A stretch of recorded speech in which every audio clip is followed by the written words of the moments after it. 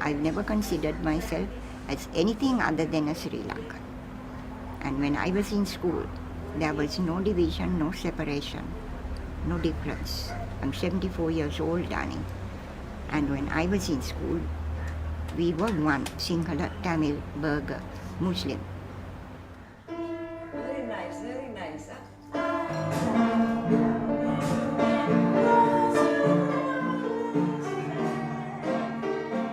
The St. Nicholas Home for Burgher Ladies in Colombo, Sri Lanka is home to 45 unmarried and widowed Burgher women. Burghers, the descendants of Dutch, English, and Portuguese colonials, had a prominent position in Sri Lankan society before the country gained its independence from the Commonwealth in 1948. Now they're a small minority, accounting for less than 1% of the country's population. The St. Nicholas Home is overseen by the Dutch Burgher Union, a society dedicated to the preservation of Burgher heritage. Residents at the home pay a small fee for room and board, although their stays are highly subsidized. A crest above the home's door reads Eendracht maakt macht, the motto of the Dutch Republic during the height of its colonial expansion. The phrase translates as strength and unity, a piece of trivia that few of the home's residents are likely to know, given that the majority of them grew up speaking a different language. English, we all spoke English. Because it was universal, no? English were taught English, no? So everybody spoke one language. Burghers are people who talk English. Otherwise, the other languages are Tamil, Sinhala.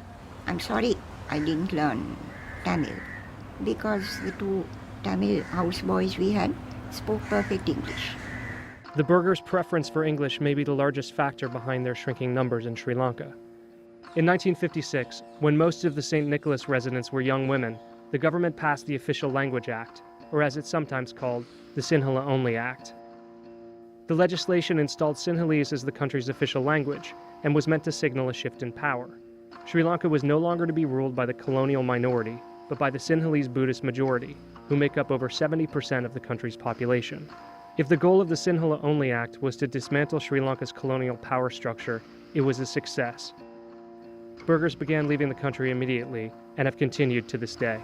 I got a brother in England, and the others are in Australia. The Sinhalese, they wanted them to sign letters and all in Sinhalese. They said they couldn't sign without understanding what they're signing for, so they all left Sri Lanka. But the women of St. Nicholas, all of whom have at least some facility with the Sinhalese language, remained.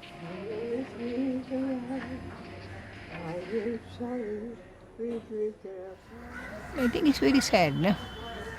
But then they are all leaving the country and going also, so you can't. You have to. Everybody wants to make a better life now.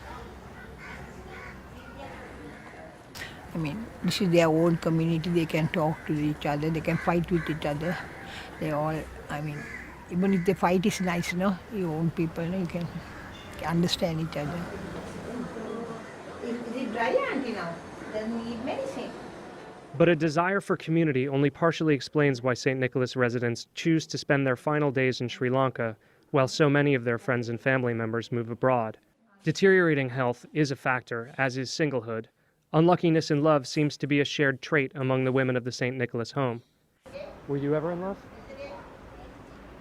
Only with film stars. And you don't count that. I mean, we all had schoolgirl crushes on people like Gregory Peck and I've forgotten the others. But I did have a person who we were interested in, both of us, and then something went wrong. I discovered he was having another girl. I had two husbands.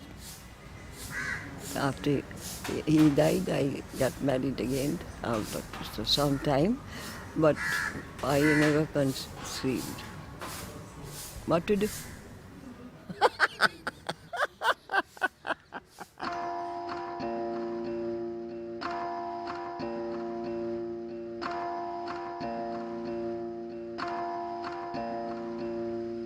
Most of the women we asked say that they stay because they can't imagine leaving Sri Lanka. Despite the changes they had witnessed over their lifetime, nowhere else would be home.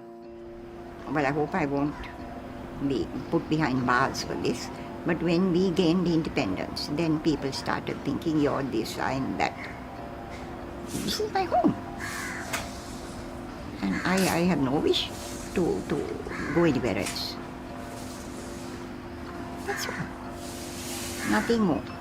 If I was speaking Sinhala, I would say Echarai, Nang Ivarai. Which means that's all I finished.